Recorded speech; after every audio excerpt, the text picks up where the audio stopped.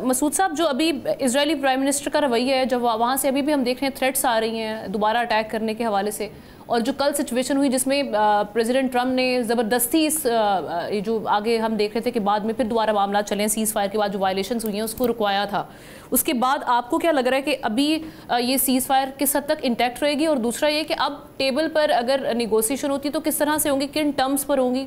Nuclear weapon programme से Iran हमें पीछे हटते हुए दिखाई नहीं दे रहा। अमरीकी मीडिया भी ये रिपोर्ट कर रहा है कि वो चंद माह पीछे रह चुका है, लेकिन जो अमरीकी प्रेसिडेंट हैं या वाइट हाउस है वहाँ से बारहा ये कहा जा रहा है, रिजेक्ट किया जा रहा है इस चीज़ को कि इनको न्यूक्लियर वेपन प्रोग्राम हम नहीं बनाने देंगे, और ये भी कहा जा रहा है कि हमने तबाह कर दी है। तो अब आप कैसे आगे बढ़ते हुए देख रहे हैं?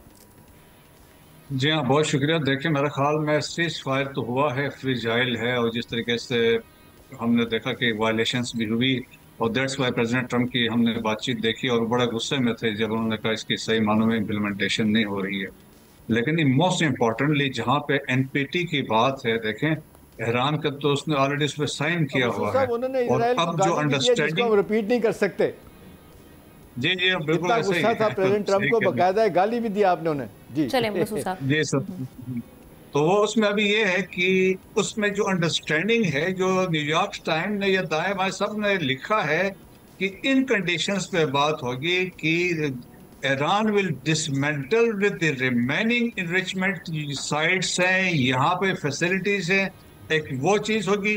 सेकंड ये होगी, they will not enrich uranium, और उन्होंने इवन फॉर पीसफुल मीन्स जिसके लिए वो चाहते हैं इसमें एनर्जी प्रोड्यूस करेंगे, उस पे भी उन्होंने कहा ये सेकंड चीज होगी। और थर्ड इंपॉर्टेंट चीज जिस पे बातचीत जो होगी, या जिसको आगे उन्होंने कंडीशन है कि international atomic energy agency monitor भी करेगा और वेरीफाई भी करेगा। ये कंडीशन है, और उनके बकौल ये है कि ये चीजें उनको कन्वे की गई थी बिफोर दिस सीज फायर। जब हम बातचीत पे बैठेंगे तो इन चीजों पे हमने बात करनी है। सो उनमें क्लैरिटी है as far as the American are concern, European Union भी इस पे ऑन बोर्ड है, नेटो वाले ऑन बोर्ड है, इवन रशिया और चाइना भी ये कहते हैं कि वो न्यूक्लियर वेपन डेवलप ना करे। सो ये एक फैक्टर है। फिर अभी देखें कि एंटनी ब्लिंकन ने एक आर्टिकल लिखा है न्यूयॉर्क टाइम्स में। अव्वल तो उसने अपोज किया था कि स्ट्राइक्स होनी नहीं चाहिए थी, और उन्होंने ये भी लिखा कि 18 से 24 महीने के अंदर देयर वाज ए पॉसिबिलिटी, उनके पास टाइम था, वो डेवलप कर सकते हैं न्यूक्लियर वॉरहेड। लेकिन उन्होंने कहा डिप्लोमेसी को यूज करना चाहिए था इंस्टेड कि आपने जाकर स्ट्राइक्स की।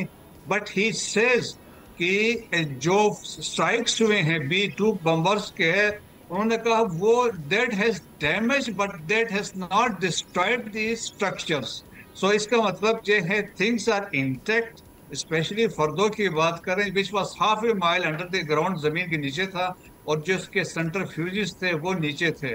तो वो अब प्रेशर बढ़ेगा, क्योंकि देखे ईरान पे जब टेबल पे बैठेंगे, अगर वो सैंक्शंस लिफ्ट नहीं होते लगेंगे, मजीद पाबंदियां लगेंगे, तो ईरान के लिए मसाइल पैदा होंगे। तो ईरान की यकीनन कोशिश होनी चाहिए, वरना जो एनपीटी की अभी बातचीत चल रही है कि हम एनपीटी से बाहर निकल सकते हैं, तो उसमें यह है कि मिसालें भी हैं कि नॉर्थ कोरिया विड्रॉ कर गया और उसके बाद उन्होंने न्यूक्लियर वेपन्स डेवलप किया। लेकिन इस केस में मुमकिन इसलिए नहीं है क्योंकि आज भी प्रेसिडेंट ट्रम्प ने कहा, बाकी एडमिनिस्ट्रेशन भी कह रही है कि we will not allow Iran to develop a nuclear weapon.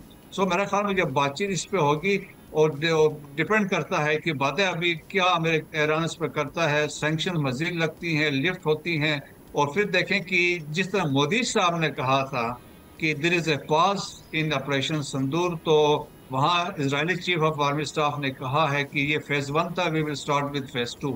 तो मेरे ख्याल में कंफ्यूजन भी है। लेकिन असल मसला क्या है, जिस तरह इंडिया की ह्यूमिलिएशन हुई थी, और इसी तरीके से इसराइल के साथ भी यही हुआ है, क्योंकि जिस तरीके से वहां पे डिस्ट्रक्शन हुई है, ईरान मिसाइल्स ने हिट किया है, जी, तो क्योंकि वो खुद अपने लेवल पे पॉलिटिकल मिलिट्री ऑब्जेक्टिव्स अचीव नहीं कर सके, so therefore they are dragged America into it. Subscribe करें और बेल दबाएं ताकि कोई खबर रह न जाए।